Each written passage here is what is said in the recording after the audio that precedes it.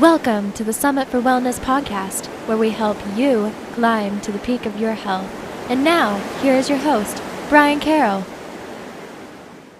Welcome to the Summit for Wellness podcast. We have a phenomenal guest for you today. She is a local to the Seattle area, and she is a traditional Western herbalist who has studied herbalism, plant taxonomy, and food science at the Evergreen State College, and then went on to study with renowned herbalist Cascade Anderson Geller in Portland, Oregon. Since her studies with Cascade, she has studied with several herbalists, including Matthew Wood, Dr. Sheila Kingsbury, Missy Rose, and Margie Flint, and she has founded the Adiantum School of Plant Medicine in 2016, where she teaches 2 9-month herbal medicine programs and regular classes on the topic of plant medicine. She practices and teaches Western herbalism with a Pacific Northwest flair. She has also taught for NUNM in Portland, the WAAHG Green Gathering, Seattle Tilth Farmworks, the Beacon Hill Food Forest, the Washington National Parks Fund, and the Evergreen State College. Please welcome Natalie Hammerquist to our show. Hi, Brian. How are you doing, Natalie? Doing pretty good today. Just about to make a cream a little bit, an herb-infused cream. Oh, what's all in your cream? Doing it, I always like to do a run-through before I teach a class, so I'm going to do a calendula cream, which is it's basically just like calendula tea and then calendula infused oil, and then you put beeswax in it. So how long does a cream like that usually take to make? Creams are actually pretty quick. It kind of depends on, sometimes you need to let it cool for a while, but creams probably take about 15 minutes. Getting the ingredients is really the hard part, or the time-consuming part. Do you source your ingredients out from other places, or do you forage it yourself? It depends on what it is. For classes, I usually go to the store and buy them just because it's kind of more than I can forage by myself. Mm-hmm. And there's certain things I really like commercially dried calendula flowers because they can be really hard to dry by yourself. And it's hard to get enough, But other things I really like to forage from the wild, like pine sap and poplar buds and stuff like that. Yeah, last time I actually hung out with you, we went foraging over in kind of central eastern Washington I think that was kind of towards the end of fall. Do you do a whole lot of foraging in winter, or is that kind of a bad month to get out there and forage for your own herbs? Winter just has less stuff because obviously there's no flowers and there's no leaves. You can get barks in the wintertime. And in fact, the winter and the fall and the spring are the best time to get barks just because the energy is all in the bark rather than the leaves. So whenever there's not leaves on something is a good time to get bark, off a tree or whatever. And there's a couple other things like tree buds, cottonwood buds are a good time to harvest right now. But other than that, it's a little bit limited in the wintertime. Is it harder to identify in the winter, the plants? Yeah, there's actually a whole, you can get books about twig identification, which teaches you how to identify trees from their buds and twigs in the wintertime. So it's kind of notoriously difficult, but one way you can do it is looking at the leaves on the ground or knowing which trees they are from being there in the summertime. So you kind of have to go out and find your different locations for different plants, and then you can go back to those same areas in the winter if you want to really know what you are getting. Exactly. Yeah, that's actually the best foraging technique is go to places you already know the plants and kind of get to know where those things are. And then you can, traditional people have been doing that for ages, having patches of things. So kind of a foraging technique, I guess. Well, that makes sense. So what can herbs do for somebody? Why are they such a big deal? Herbs are a huge deal. Herbs are definitely, first of all, one part of the puzzle. Herbalists really believe in an integrative approach, meaning that herbs are maybe one part of the triangle, and you might include lifestyle and other things. But herbs on their own are similar to pharmaceutical medicine in some ways, in that there are chemicals in the herbs that are acting in your body to do certain things. But they also work very differently than pharmaceutical medicine. And by pharmaceutical medicine, I mean things like antibiotics or things that come in pills that you get from a pharmacy, like ibuprofen, both over the counter and prescription. But herbs are much less heroic. They have, what I like to think about it is they have a lot less momentum than pharmaceuticals, which in my opinion is a good thing. But it does mean that there are situations in which I think like going to the hospital or taking pharmaceutical medicine is a really good idea, just because herbs don't have that like huge bang that pharmaceuticals do. That said, that means that they can work really well on chronic diseases, which a lot of pharmaceutical medicines work on disease management, whereas there are options for herbs that might even lead towards a cure. But again, that's always part of a holistic picture. Like there's a lot of diseases, chronic diseases, that will never be cured if you don't look at diet, if you don't look at lifestyle, if you don't look at emotional environment. But herbs can also work for some of those acute diseases. But I like to think of it as like there's a point of no return, like cancer, for example. I think that the early stages of cancer, if you really know what you're doing, I think there are chances that you could cure cancer using herbs as part of kind of like an integrative treatment approach. But there kind of comes a point of no return where it's so severe that whatever momentum herbs bring is not enough to reverse the momentum of the disease, if that makes sense. So herbs can do a lot of things. They can work with chronic digestive issues. They can work with chronic kidney issues. They can work with skin issues, liver disease, all kinds of different stuff like that, urinary tract issues. But there are certain things that once they get to a certain stage, it's kind of like herbs can't really help. They're more like managing the disease situation. So yeah, herbs can do a lot, but they have their limits. So in your example earlier, when you were talking about herbs being beneficial towards cancer, if you catch cancer early, are you talking about the early stages of cancer or the later stages? Because a lot of studies are showing that cancer takes about 8 to 10 years to fully manifest. So are you talking about like the first 5 or 6 years, or anything after that 6-year mark when the cancer cells are really starting to inflate and take off? Is that when the herbs are going to be beneficial, or does it really matter within that range? I know it's a big question. Well, I'll start with, first of all, herbs work best when used preventatively. So even like starting when you're young and using herbs to keep your body balanced can really help that cancer not even develop in the first place, which is ideal. And then there's like the early stages of cancer, like you're talking about. And that would be, again, the second most ideal, where you're using the herbs to help eliminate the cells, help your immune system fight the cancer by itself. And then kind of the point of no return I'm talking about is where the immune system is so compromised and the cancer is so virulent that, I actually do think that all diseases can be cured, but it's just a matter of, are you willing to do what it would take? And often the answer is no for people. And often they don't know what that thing is, whatever that promised cure, maybe they haven't discovered it yet or whatnot. But I think for like the average knowledge level of an herbal practitioner, there's certainly a point at which the cancer becomes, they kind of lose hope. And it is pretty sensitive too, because as an herbalist, I'm not allowed to practice medicine.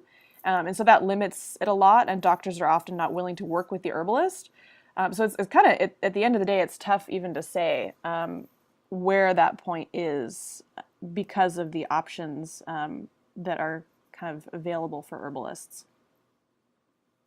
I don't know if that answers your question. It was a little bit It does. And, vague.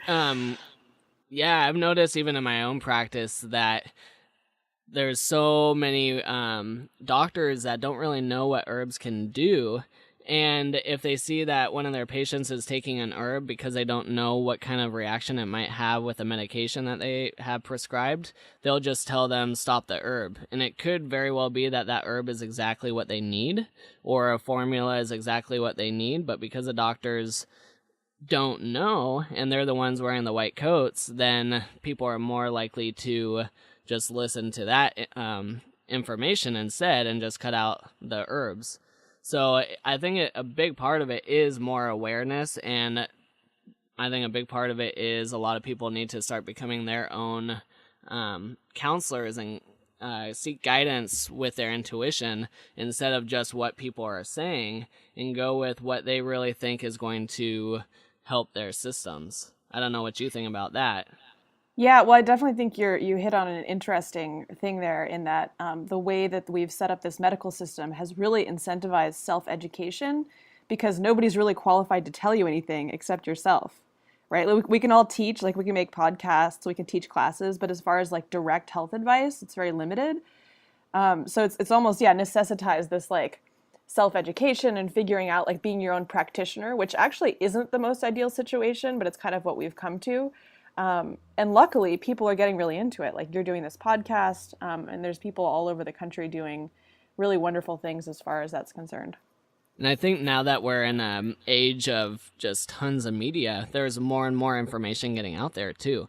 So more people that have been sick for years and years are starting to figure out there is different avenues that they can try and test out to see if it'll help them.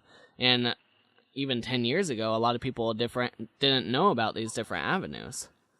Yeah, and it is interesting because it's almost a curse and a blessing, right? Like there's so many different ways of looking at these things that it's hard to say what is actually serving you and what's not. So I guess my advice for people to navigate that is really pay attention to what is actually helping you and what's actually making you feel better. Because I think often people will get really like kind of into this dogmatic approach to these things, and they'll think like, oh, this is the one thing that's going to be the answer to everything. And sometimes actually the best answer is just to relax and to not stress out so much about things. And I, at least from what I've seen in my practice, if you really want to get better, you have to be at a certain stage with your own desires that you are willing to put the work in for it. Because there really isn't a magic pill that will get you better. There's a whole list of different components that you need to do in order to get yourself in the right direction of healing, and that takes work. Yes, that is the other thing about what herbs can do for you is herbs kind of will only do things for you if you're on board with them. Pharmaceuticals are like we live in a culture where we expect for things to just be solved by taking a pill. And herbs definitely don't really work that way. Exactly. So how would I know what herb to take and how much of that herb I should take for whatever illness or disease that I may be suffering from?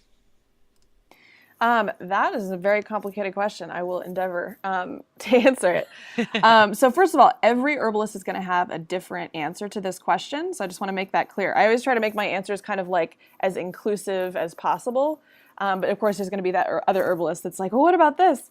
So most people probably are going to be reading some kind of book or getting something off the internet and trying this herbal remedy. Or they're reading like a science article and getting information from there. Personally, as a kind of holistic Western herbalist, or as you said, traditional Western herbalist, which is kind of the school of thought that I come from, we make decisions based on certain things. And we look at a lot of different symptoms, and actually we do tongue assessment, which you can totally learn. There's classes on it and things online. But we think about, like, do you want to stimulate or sedate? So, for example, like, your liver could be underactive or overactive. Your thyroid, right, you can have hypothyroid and hyperthyroid, underactive and overactive. So there's certain herbs that stimulate and there's certain herbs that sedate. So that's one decision that you can make. You can also make the decision, do you want more fluid or less fluid? Like if you have a super dry cough, you need more fluid, right? So you need moistening herbs. A great moistening herb, for example, is marshmallow, root, or slippery elm. So those would be traditional like dry cough remedies. You can also have dry skin and all kinds of other dry things. You can have dry joints. And then you also want to make a decision about whether you want to build or you want to purge. And purge means you want to get stuff out of there like toxins or mucus. So for example, if you had a cough that like where you had like a bunch of mucus stuck in your lungs, you want herbs that are going to help you get that out of there. So you want things that are going to thin it out. You want things that are going to get like expectorants, we call them. They're going to get that out of your lungs. And then build would be if you're feeling like chronic fatigue would be an example of a disease that's very based on what we in herbalism call deficiency, where you would need to build. And there's a lot of tonic herbs. We call them tonics because they help build your energy up or build your immunity. One example of that is astragalus. Another example is ginseng. And so those are kind of three dichotomies of actions that you can think about.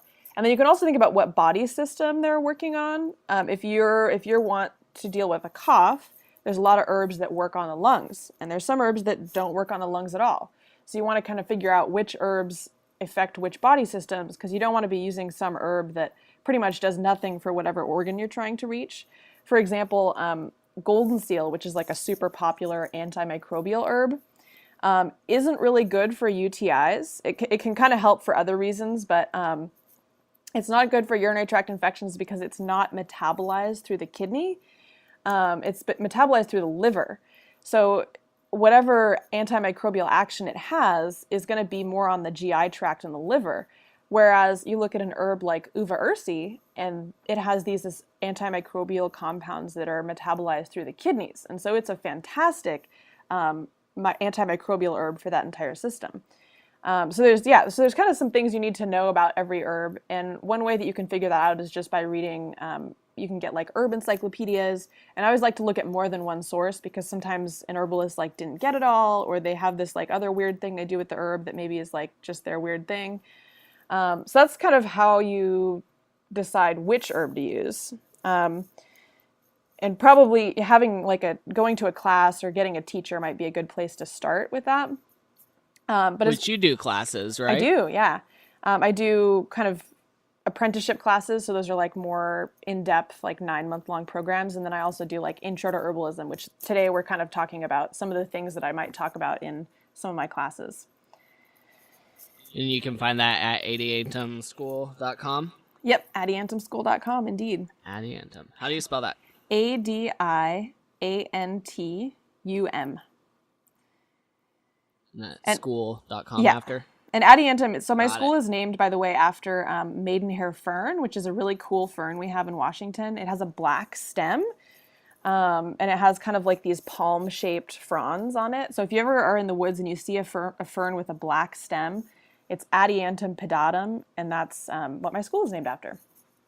Oh, fascinating. Yeah. Is that only on the west side of Washington or east side? You probably wouldn't find it on the east side. Ferns really like water. So you can imagine and this fern in particular really likes water. So you'll find it kind of in more like rainforesty situations, like in the Olympic Peninsula, and other kind of more developed forests.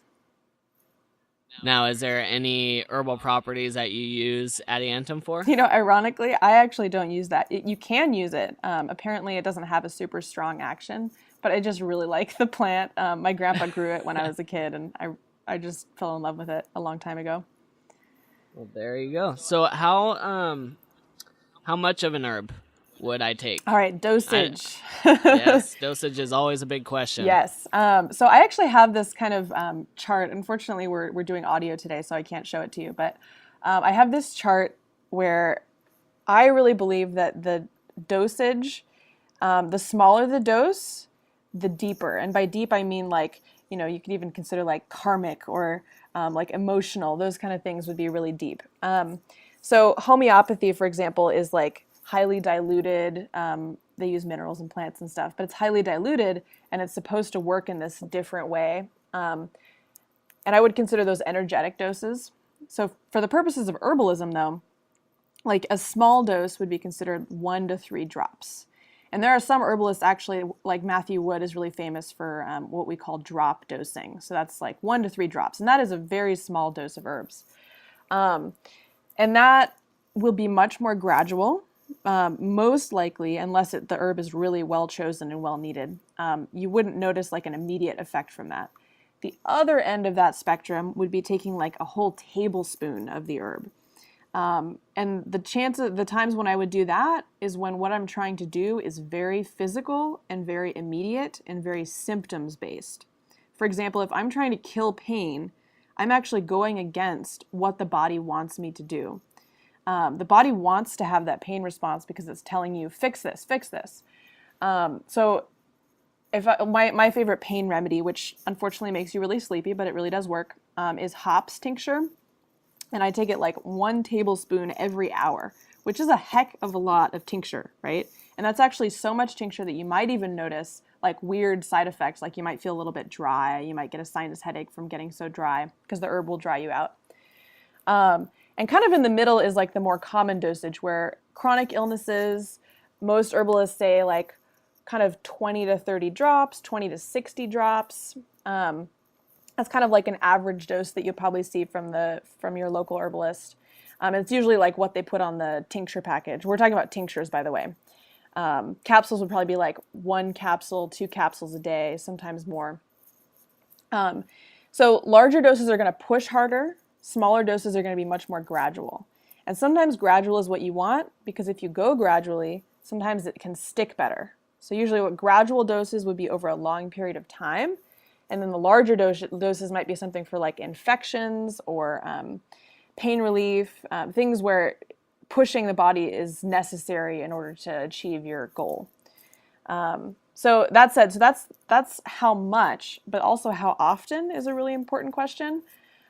Usually for acute situations, you're going to see really frequent dosage. So acute would be like an infection or a cold or a fever, like something that you need to do right now. And we're going to see like every 15 minutes or every hour, that kind of dosage. Maybe like 30 drops every 15 minutes or 60 drops every hour, something like that. For chronic situations, we're going to look at much longer period, like 3 to 6 months. And we're talking about 2 or 3 times a day. You're going to be taking that dosage. So yeah, does that answer your question? Yes, it does. So what form of an herb, like tincture, capsules, have you found to be the best way to treat different illnesses or ailments? That definitely depends on a couple things. It depends on the herb. So some herbs, for example, like extract really well in alcohol. Some don't. Some herbs really need some kind of extractor, like you make tea and you're using the water to extract stuff. You make a tincture, you're using alcohol to extract stuff. But with the capsules, you're really just getting like pieces of the herb. And sometimes your body can't extract things from that. So it really depends on the herb. And usually a lot of herbalists will have like what they prefer, like what preparation they prefer in their books or blogs or whatever you're reading. Also, there's certain things, little tricks, like for example, hot tea is the best way to reach the respiratory tract, which I find really interesting, especially if you put honey in that tea because it helps the herbs stick to the area better. And the heat actually is medicinal as well. And then cold tea is the best way to reach the kidneys. Apparently, when the water is cold, it goes straight to the kidneys and it actually has like a diuretic action, which I find really interesting. And then like powder is a really good way to reach the GI tract. If you're looking at, like a lot of powders for leaky gut are coming out these days with like glutamine and marshmallow root and licorice root and stuff like that. So yeah, it really depends. And then the tinctures work really well on the liver. They work really well for infections. And they work really not well for other things. Like tinctures are really heating. They're really can be irritating. So for things like rashes and urinary tract infections, I don't recommend tinctures generally. Do you ever steam herbs for any kind of respiratory issue? Just because I'm actually kind of a lazy herbalist, which is a good thing because most people are lazy when it comes, to like this whole production, we all have all this stuff we need to do. So I actually just use essential oils in a steam. I do steams if like that's the only thing I have, like I'm in some foreign country and like all I can find is this weird herb I found at the market. But yeah, in generally steams are really good for like respiratory tract stuff, which I love. Eucalyptus essential oil, that's one of my favorite remedies. It really helps like dislodge the mucus and kind of kill potential infections in there, in the sinuses and the lungs. Have you noticed, do essential oils work as well compared to if you steam the actual herb itself? Yeah, that's a really good question. And I have to say, I don't know.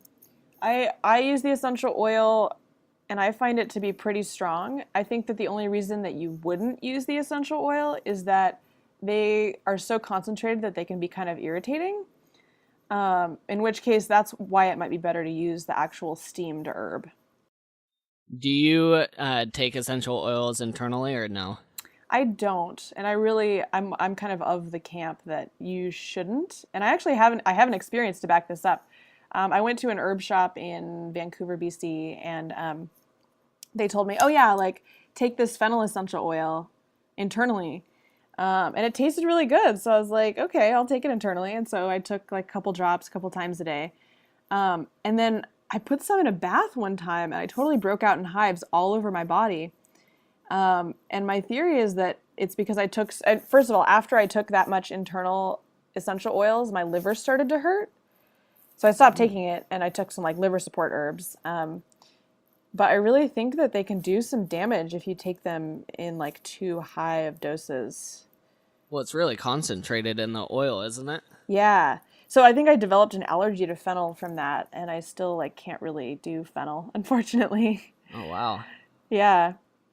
So yeah, there's other situations where like oregano oil, for example, is a really fantastic antibiotic.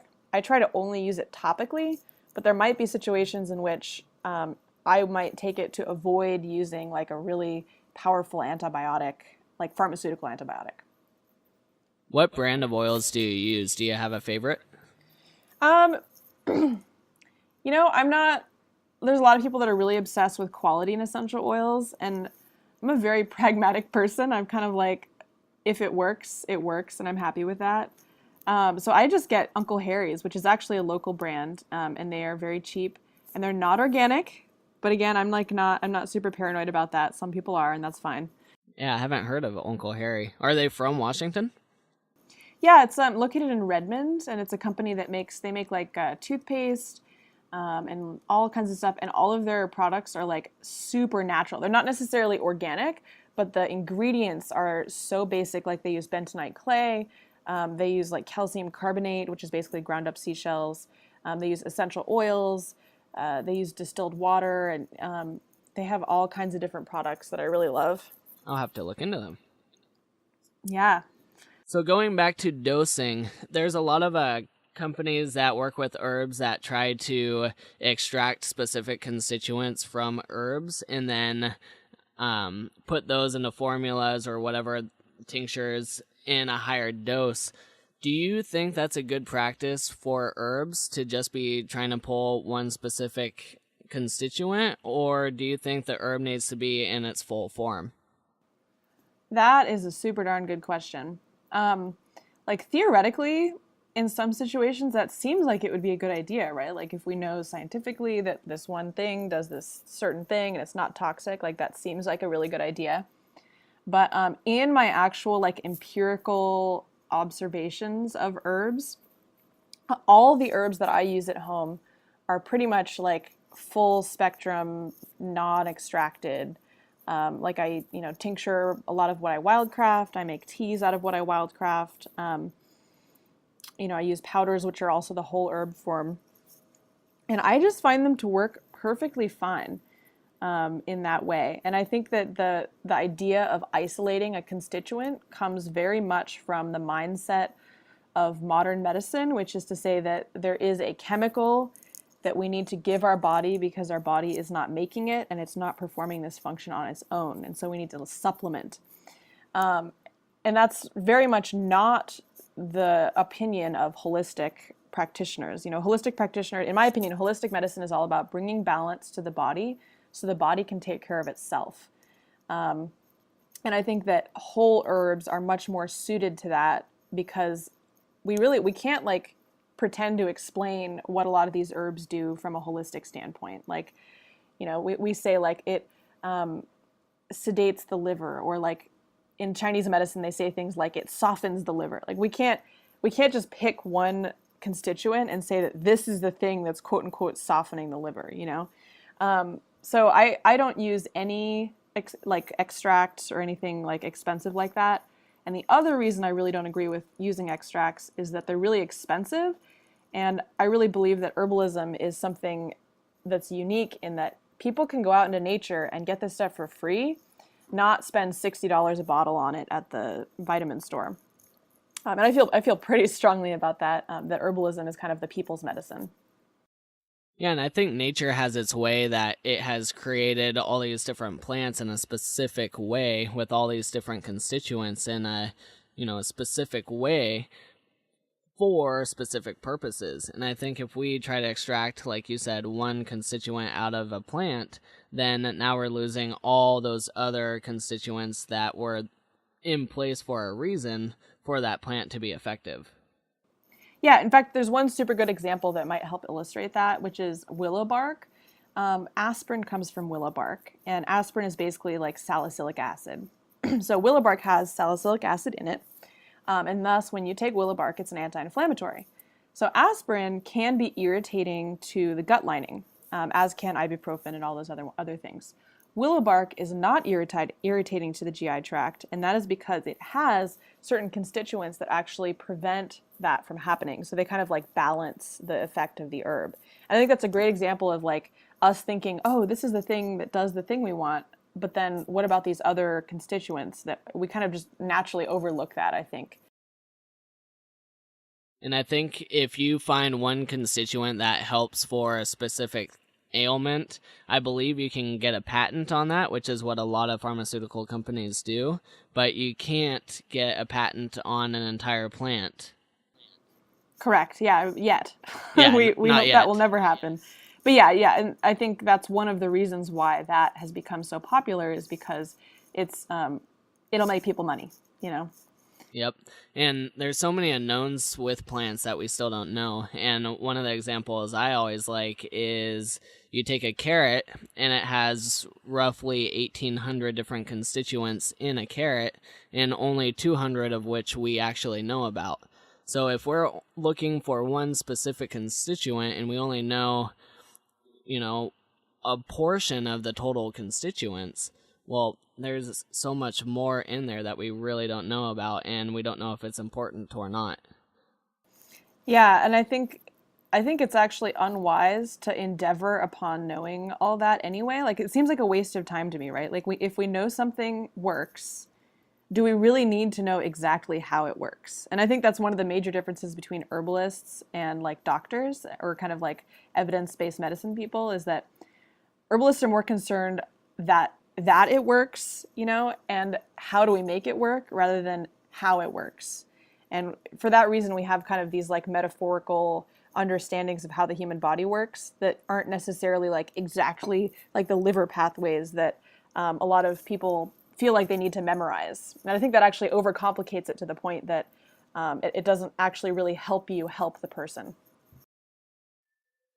And I think a lot of it too with over research that we do is that I think a lot of people are bored, but also trying to figure out just the next way that they can make money. And if they continue to research into the constituents, then they can make more money if they find a home run hitter. Yeah, indeed. And so, yeah, I think the best answer for somebody that really wants to get into herbalism is to get into like picking your own stuff, because that's the really like genuine altruistic medicine. And you build a deeper connection with the plants that you're using too, because not only do you know what the plant is, but now you're going out, finding it, seeing what it looks like in its full form instead of cut and sifted or even just in a pill form like you might find from the store. So you're building a connection with that herb. Yeah, and there's actually there's a good reason as far as learning what the herb does. There's a good reason that's helpful. So there's what's called the Doctrine of Signatures, which is basically looking at where a plant grows and figuring out what that plant might be good for. For example, a lot of plants that grow like in super wet, muddy, like pond areas are really good for people who have like too much phlegm or a lot of stagnation. So the kind of like whatever body situation you have, you can actually look at the environment of the plant and you can kind of assume that plant is going to apply in some way to a mirror image of that in your body. Does that make sense? Yeah, that's pretty fascinating, actually. Yeah, so like we'll take yellow pond lily, for example, which is kind of a rare herb, but a rarely used herb, but it grows like in the muck at the bottom of a pond. And it's specifically used for pelvic stagnation. So people that like don't have enough movement in their uterus, for example, like women who don't have enough, or men who are having like prostate issues because there's like too much fluid down there. And so that's an example of a correlation. Like not only is this thing at the bottom of the pond where your pelvis is at the bottom of your body, but it's also working on that same like mucky situation in there. That's super fascinating. Do you have any more examples like that? Yeah, so willow, willow bark is an interesting one. It really loves to grow next to water.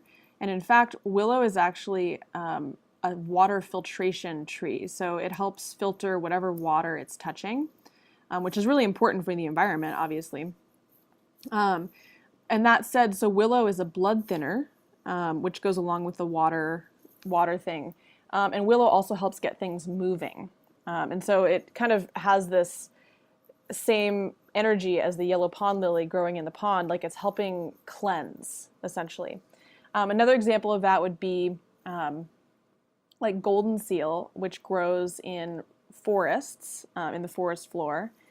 And it really likes the shade. And it really likes wet, versus Oregon grape, which is used very similarly to goldenseal. In fact, we harvested some Oregon grape together.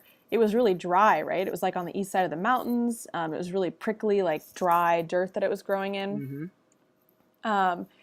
And so goldenseal is it's more drying, right? Because it grows in this wet environment, and so it can dry us out. Whereas Oregon grape is more for damp conditions it's more for dry conditions because it can help dampen. So it kind of has this like opposite effect. Right, so we use the Oregon grape in dry conditions because that's where it grows, and we use the goldenseal in wet conditions because that's where it grows. Yeah, that makes a lot of sense, and you wouldn't really know that information unless you're out there taking a look at the actual plants or reading about other people's experiences with these plants in books. So really established herbalists. Totally, and yeah, in this, you don't need to be like a super fancy herbalist to learn these things. You know that. Originally, people learned about herbal medicine by observing in nature, and you can do the same thing. So with that, how do I know if the herb I'm taking or harvesting is actually going to be safe for me? There's a lot of different things that go into figuring out safety. First of all, some herbs actually contain toxic compounds that if you take too much of that herb, it can be bad. Some of them are just toxic, like the herb itself is toxic, but we use a lot of toxic herbs in herbalism, and I kind of would recommend when you first start out, just don't use those herbs. And some examples of that might be aconite, which is a famous poison. Also like poke root, which is one of my favorite herbs, but it really needs to be used correctly. Like if you take more than a couple drops, you could throw up. Lobelia is also famous for making you throw up in large doses. But there's other things like comfrey root, which is kind of people are talking about a lot for it has pyrrolizidine, I think is how you pronounce it, pyrrolizidine alkaloids. And that's something that bioaccumulates in your liver. And so if you take too much over a period of time, you can get certain kind of liver failure. So that's one thing to think about when you're talking about herb safety. Another thing to think about is that some herbs can irritate certain organs. For example, uva ursi, which is commonly used for urinary tract infections, is not for long-term use because it can irritate the stomach lining. It can actually lead to getting ulcers if you took too much of it. So that's a really good thing to know about uva ursi. Like if you're like, oh, this uva ursi is making me feel great, I'm going to take it every day for 6 months. You'll probably get an ulcer. So you need to think about exactly how to use the herb and how long it's appropriate. For uva ursi, how long does it take before it starts disrupting the gut? Typically. I wouldn't take it for more than 2 weeks, probably. So this is a situation where probably what would lead you to taking it enough to harm you would be if you had recurrent urinary tract infection. So if you were taking this 2 weeks out of every month, that might lead to something bad. And this happened to me, so I can assure you that it is. You kind of read things with a grain of salt sometimes, but this is legit. So I took too much uva ursi, and I definitely got ulcer symptoms. And now whenever I take uva ursi at all, it actually irritates it almost immediately.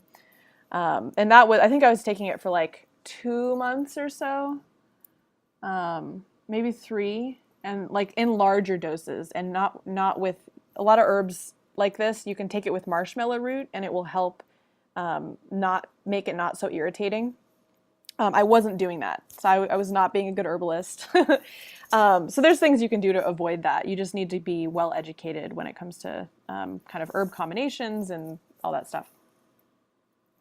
Yeah, I was going to ask, do you find that using an individual herb can cause more side effects than if you use them in a formula or with other assisting herbs? I find that is most true when we're talking about herbs that can be irritating and herbs that can be drying. So we kind of say that like Goldenseal is another good example. So Goldenseal and Uva Ursi are kind of my two herbs that I have actually personally experienced the negative effects when you don't use them correctly. Goldenseal, if you take too much Goldenseal alone, it can actually give you a severe sinus headache because it dries out your mucous membrane so much that they like tighten. And so the way that you would take Goldenseal again is put the marshmallow root with it. Marshmallow root is kind of like the classic moistening agent to help balance super drying agents. And it also is good for keeping irritative agents like under wraps. So yeah, I would say that Goldenseal, Uva Ursi, and there's a couple other ones. But as far as other herbs, like herbs that are moistening and stuff, like you could take bucket loads of marshmallow root and never have a problem. Okay. So when it comes to herbalism, do you usually use herbs that are more local to the person that you're working with, or do you use herbs from all over the world, or does it make a difference? I mean, there's so many plants out there to choose from. Mm-hmm. How do you even decide? Yeah. Yeah, exactly. I am nothing if not a pragmatist. And so I use what works, and I have certain relationships with certain herbs that I feel really comfortable on relying on these herbs to do what I want them to do. So that's kind of how I make my decisions. Like I have pretty deep connections with herbs like red alder and red root and marshmallow root. And so I will use those herbs no matter who the person is. If that person requests, like I really love working with people to see what they have in their own environment and what they can actually pick themselves. And I have done that before. Like I'll go to the person's house and see what they have in the garden and kind of like make recommendations based on that. But if I have my own way, I really like to work with kind of like my friends, the herbs that work really well for me and that I have lots of experience with. And I think a lot of different herbalists kind of have their arsenal of herbs that they use. I think I saw that most like master herbalists only have 30 to 50 herbs that they regularly use. Is that kind of the same line that you are? I would say that's definitely true. Yeah, I think the like average kind of like high level herbalists, like I probably have about 200 herbs in my what we call a materia medica, which is like the herbs you use or that you know about and that you could use in practice. But yeah, as far as like what we really heavily use and know about, probably 30 to 50. And that way you learn much more about those herbs too on a deeper level instead of briefly knowing a little bit about 300 herbs. You know a lot about 30 herbs. Yeah, and that kind of happens naturally because every so often, sometimes you use herbs and they're kind of like, yeah, I guess that kind of worked maybe. But then there's certain herbs that you take and you're like, oh my gosh, I can't believe that people don't know about this. Like, whatever happened was so miraculous that this herb is going to be my friend forever. And so like there's certain plants, like Oregon grape is one of those plants for me. Like I have seen such miracles come from that plant that it's definitely like on my top list of herbs that you use. Yeah. So, like the dream team. So what are a couple other ones that you use all the time? Gosh, Goldenseal and Oregon grape are definitely super on the top of my list. One of my kind of like random specialties is actually fighting infection. So a lot of my top herbs are infection fighting herbs. Red root is another one. Sometimes I say red root is my favorite. Right now I'm like really on a Goldenseal kick. And then, gosh, I really love sage because it can do so much and you can get it at the grocery store and you can even like steal it from your neighbor's yard, which I find really awesome. I love sage for like sore throats, and sage is really like drying and kind of stimulating to the lungs, so it can really help get some of that like deep, yucky phlegm out of there. And it's such a humble herb, you know. And then, gosh, I've really been liking yarrow lately as well. I think I'll put that as the last player on my dream team. Yeah, we found some yarrow over in Eastern Washington when we went foraging. Yeah, they have really good yarrow over there because when yarrow is in dry locations, it makes a lot of those essential oils and gets really like aromatic. So you mentioned sage, which a lot of people use in cooking in their kitchens. Are there a lot of other herbs that you could use for different things that you would typically find in someone's kitchen? Yes, ginger would be another good example of that. Ginger is useful for all kinds of things, but I would put ginger and cayenne in kind of the same category of herbs that help circulation. And actually, this might be a little unexpected. Most people would say like, oh, ginger tea for stomach aches, which is great for some stomach aches. But I really like ginger and cayenne for old injuries. So, you know, when there's like acute hot injuries that are like super swelling and like throbbing and like almost like you touch it and it's hot. You don't want to put chilies or ginger on that. But when you have those old injuries that maybe even have like some scar tissue, they feel cold, they feel stiff, the traditional herbal approach to treating that would be to apply something that is kind of almost irritating or stimulating. And cayenne actually like makes your skin red and it can actually burn sometimes, but it really gets the blood in there. So what's happening is the blood gets in there and then the waste tissue or the waste products are going out. And it can really turn injuries like that around. I had a friend who had a really swollen knuckle for like 6 months, and we put what's called a chili plaster, which is essentially cloth dipped in chili oil. We put a chili plaster around his finger, and an hour later, the swelling was completely gone, and he could like move his finger again after one application. So how do you make the plaster? There's actually a TV show from BBC called Grow Your Own Drugs, and one of the episodes has like a full-on like cooking show demonstration on how to make this. But basically, you put oil and you boil habanero chilies in it, and then you strain the chilies out and you put beeswax to harden it, and you dip pieces of fabric, like little squares of fabric, and then you dry them so they harden.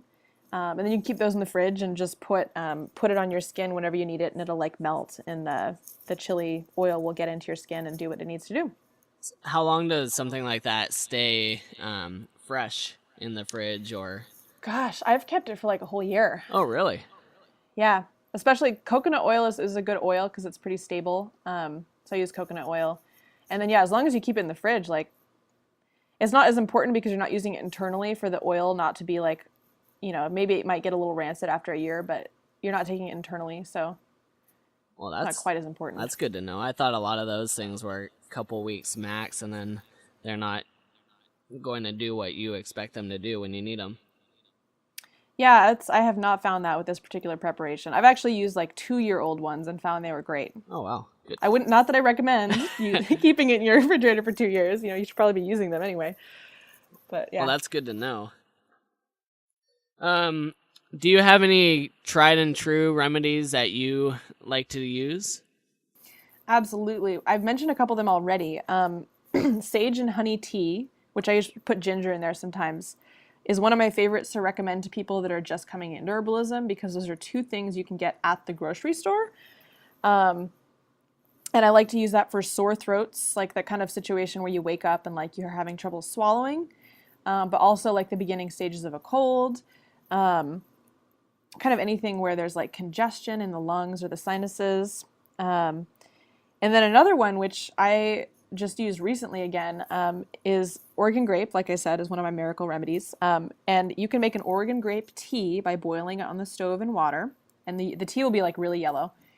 And then you put a cloth in it, and you can use it as an eye compress for conjunctivitis or eye infections.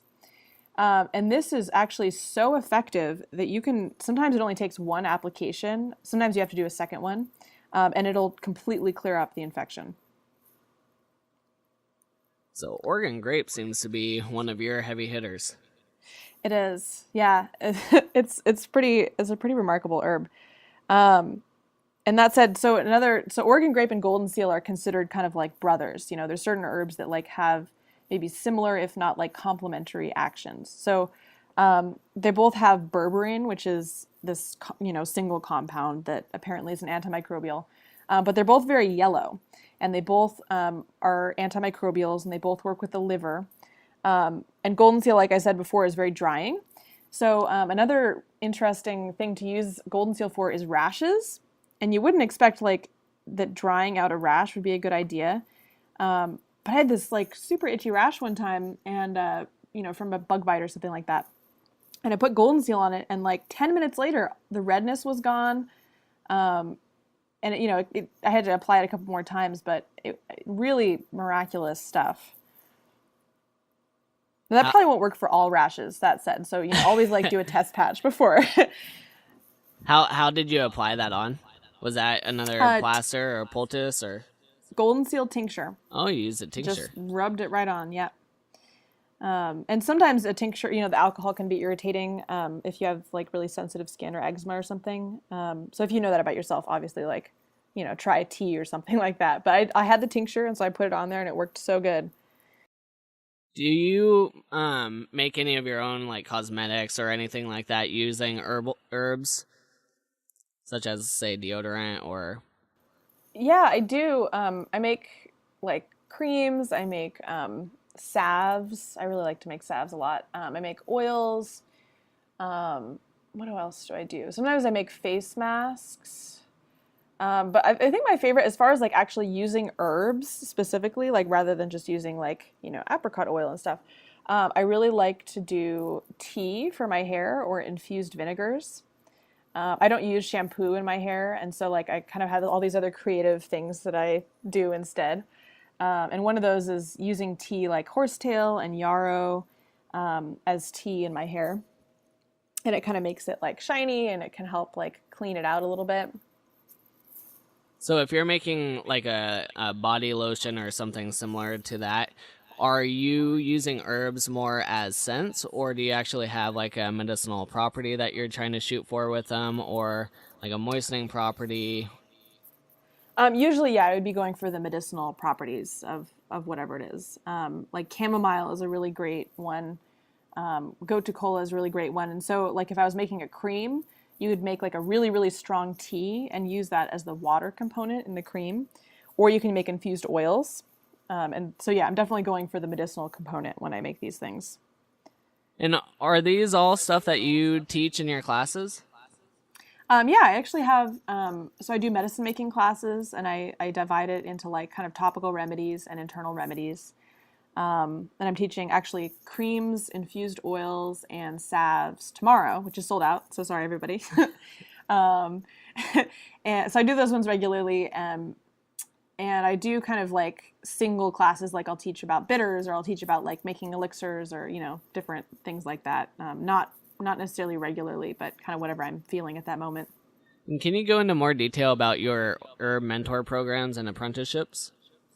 Yeah, so I do 2 apprenticeships, and probably by the time listeners will get this, unfortunately, it might be a little late. Registration closes on February 28th for my foundations program, but it's going to meet every Thursday during the day, and we're basically going through everything you need to know to be a holistic, traditional Western herbalist. But then also we're going to go outside. So it's every other week. We'll be inside one week and do like PowerPoints and activities and like tea tasting and tincture tasting.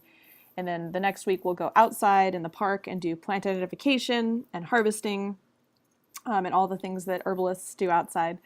So that's the foundations program. And the 2 programs that I have, one's a weekend program, which is 1 weekend a month. And then one's a weekday program. So they're very similar as far as the curriculum. The foundations program has more hours, so it'll be more in depth. We'll probably look at things like pulse reading and tongue diagnosis and stuff like that the other program won't have as much of a chance to cover. But yeah, if you are interested in registering in those, both programs will be starting up again in March of 2018. So a year away. Yeah. I also do private lessons. If you can't wait that long. And all of that can be found at adiantumschool.com, correct? That's correct, yeah. And there's kind of like course descriptions and registration deadlines and stuff like that. And people are welcome to contact me. I'm really good at giving very long, exhaustive answers to questions. So. And all that information will be in the show notes. So if anybody looks in the show notes, then they know exactly where to go to find all these different programs. Awesome. And yeah, just a plug for the apprenticeship programs. Like, we have so much fun together. I usually do, my kind of sweet spot is about 6 students. And like all my students from my apprenticeship program have become such good friends. They like hang out outside of class, and it's kind of like a big family, and we get to go on adventures together at the same time of like learning a whole lot. So I highly recommend it as like a learning environment. I have a lot of fun doing it too. I was going to ask about class sizes. So you keep them pretty intimate and small then? Yeah, I'm very, I guess I would even call myself militant about class size. That's why a lot of my classes sell out, because I really, I'm trained to be a teacher. And so like I have standards for like how I want the class to go. So I will definitely limit class sizes very religiously, depending on like, I want to provide an experience for people. That way, if you do sign up for one of her classes or programs, you know that you're not going to get lost in the crowd. It's going to be very intimate, a small number of people, and you're going to get a lot of actual hands-on learning from Natalie.